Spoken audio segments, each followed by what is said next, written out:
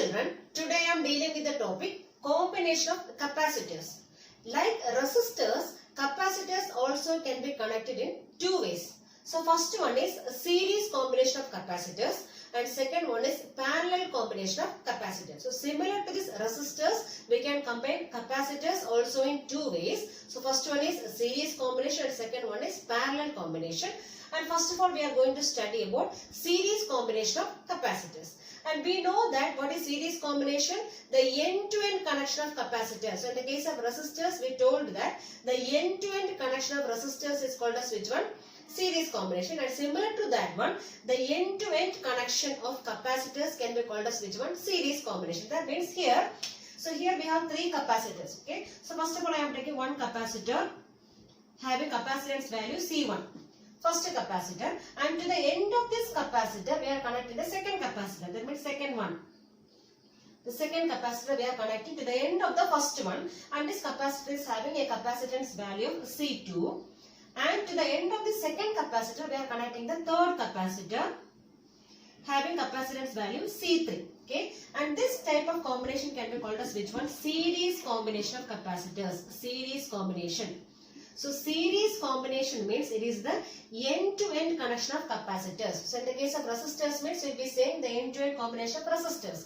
So here in the case of capacitors we are saying the end-to-end connection of capacitors can be called as which one? Series combination. And here also we have taken three capacitors having capacitance values C1, C2 and C3 connected in series.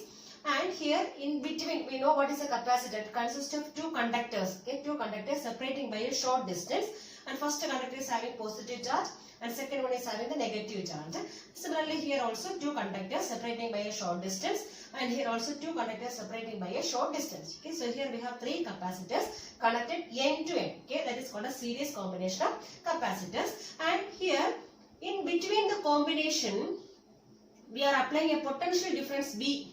So let V be the potential difference applied across the combination of capacitors. So this V represents the potential difference across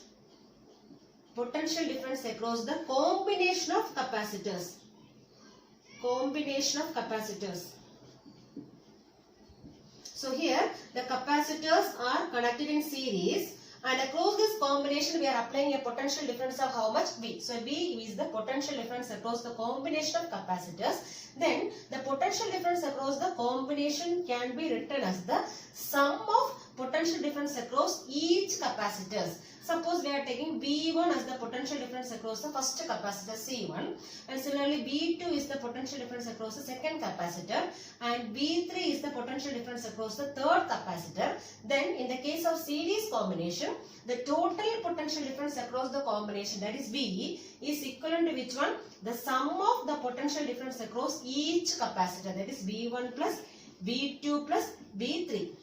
Okay. So in the case of series combination, the total potential difference across the whole combination of capacitors is equal to the sum of potential difference across each capacitor. That means V equals V1 plus V2 plus V3.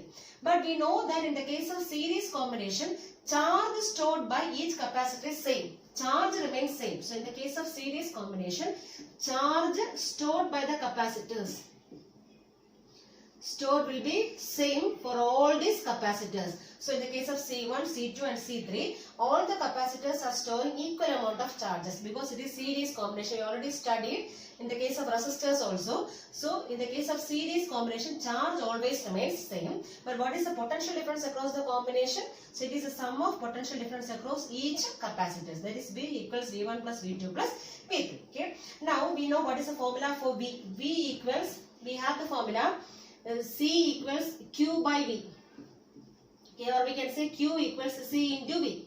So this is the formula. So here we have V. How will you write V in from this equation? So we can write as V equals Q by C. Q by C. And suppose here we are taking three capacitors in series combination. So we are taking let CS. CS be the equivalent capacitance in series combination. So CS represents which one? Equivalent capacitance. Equivalent capacitance in series combination. Series combination. So this CS represents the equivalent capacitance in case of which one? Series combination of capacitors. Here S represents which one? Series combination. Okay. Now how will you write this potential difference? So V equals, what is the formula? Charge by capacitance. So V equals Q by C.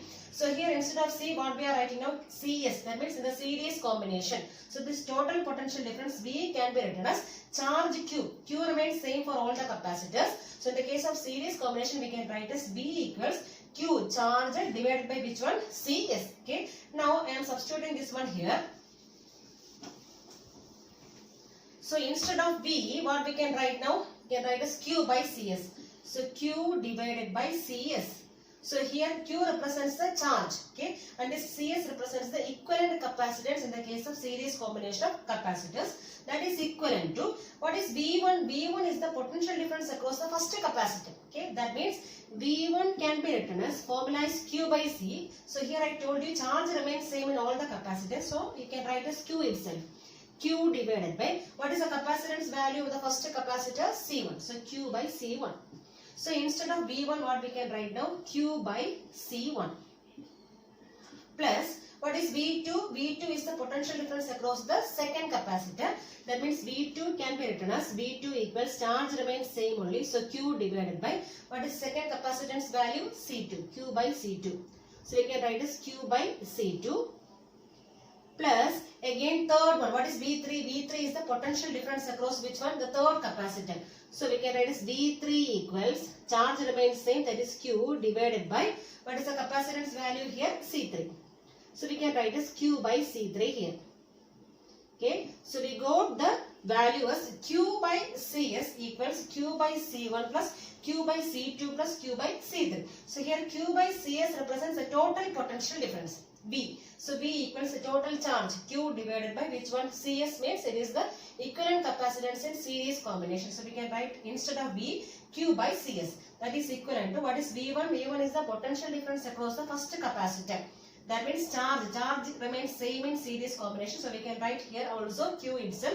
So Q divided by C1, capacitance value of the first capacitor, plus next one Q by C2 plus Q by C3. Now this Q is common everywhere. So we can cancel this Q and remaining will be getting 1 by CS equals 1 by C1 plus 1 by C2 plus 1 by C3.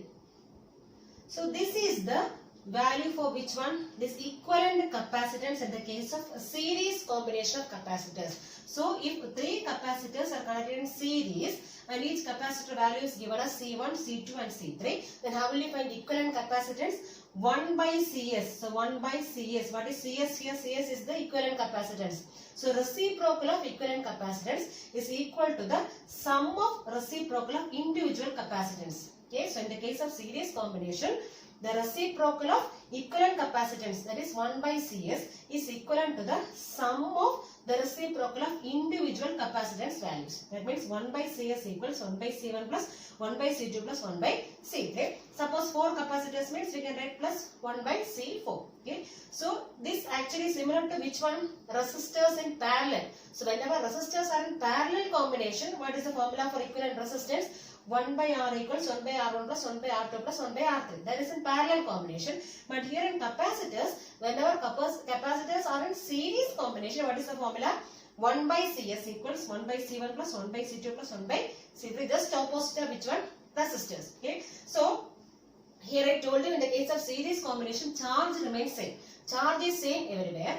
And the potential difference between these plates of the capacitor is always, potential difference means V is inversely proportional to which factor? C, capacitance. So in the case of each capacitor, the potential difference between the plates, that is V, is proportional to which one? 1 by C. Suppose in the case of first capacitor I am taking, the potential difference between the plates I am taking is V1. So V1 is proportional to 1 by C1, inversely proportional. Charge remains same in the case of series combination, and potential difference between the two plates, I am not telling about total potential difference. Okay, the potential difference between the two plates, that means V1, is inversely proportional to which factor? C1. So capacitance value. Okay, that means whenever potential difference is less, the capacitance will be more for the capacitor. Okay, so whenever potential difference between the plates is less, the capacitance value is high because they are inversely proportional. Okay. And suppose potential is less means capacitance is high, and potential is high means what about capacitance? Capacitance will be less. So it is inversely proportional, and charge remains same in all the capacitors in the case of which one? Series combination.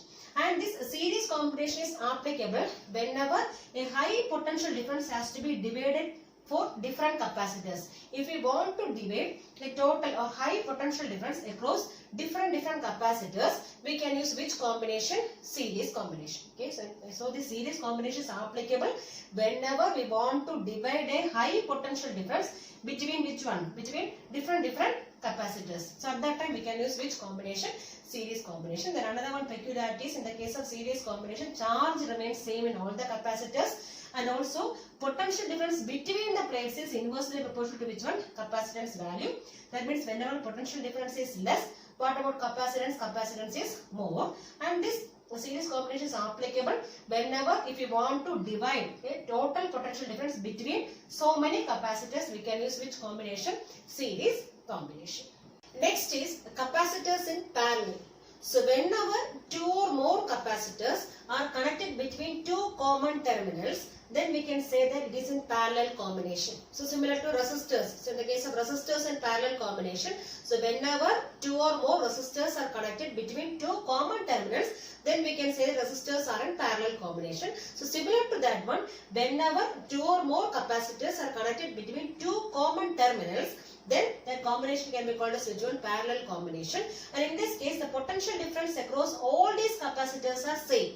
So here V is the common potential difference across all these capacitors. So this across this C1, suppose I am taking potential difference across C1, what is the value? V. So potential difference across C2, what is the value? V only. And similarly potential difference across C3, what is the value? V. So this potential difference across all these capacitors are same. But in the case of parallel combination, the charge stored by each capacitor is not same. So here it is Q1, here it is Q2, here it is Q3. But in the case of series combination, the charge remains same in all the capacitors. The charge stored in all the capacitors is same in series combination. But in the case of parallel combination, charges are not same. So here for the first capacitor, Q1 is the charge stored. And for the second capacitor, Q2 is the charge stored. And Q3 is the charge stored in which one? Third capacitor, C3. So how will you find the total charge here? So in the case of parallel combination, total charge, suppose I am taking Q is the total charge across this combination of capacitors, then this total charge can be written as the sum of the charge through which one? Through all these capacitors. That means Q1 plus Q2 plus Q3. So this total charge through this combination of capacitors is equal to the sum of charges stored in each capacitors. For C1, what is the charge stored? Q1. And for C2, Q2. And for C3, Q3. Okay, so this total charge is Q1 plus Q2 plus Q3. And what is the potential difference across each capacitor? V. So V is the common potential difference. So V is the common potential difference across all these capacitors. So potential difference remains same in all these capacitors in the case of which combination? Parallel combination. Okay. Now we have the formula Q equals C into V. Q equals C into V. So suppose we are taking that CP. So CP be the equivalent capacitance in which one? Parallel combination. So we are taking CP as the equivalent capacitance. Equivalent capacitance in parallel combination of capacitors. So suppose I am taking CP as the equivalent capacitance in the case of parallel combination. And how will you write this? Charge Q. So instead of charge Q, what we can write now? Charge Q equals, formula is C into V. So in the case of equivalent capacitance, what is this capacitance value? CP. So CP. So instead of C, what I am writing here? CP into V. So potential difference is same here. So we are writing same V here itself. So potential difference same across all these capacitors. So instead of Q, what we can write now? Q equals CP into V. Now what about Q1? How will you write Q1? So Q1 is the charge stored in which one? First capacitor. So this Q1 can be written as, what is the formula? C into V. So what is the capacitance for the first capacitor? C1. So we can write as C1 into, potential difference remains the same. So we can write as V1 itself. V itself. So C1 into V. Similarly, what is Q2? How will you write Q2 here? So Q2 is the charge through which one? Second capacitor. So what is the formula? Capacitance C2 into potential difference remains the same, that is V itself. So C2 into V. Similarly, what is Q3? Q3 is the charge stored in which capacitor?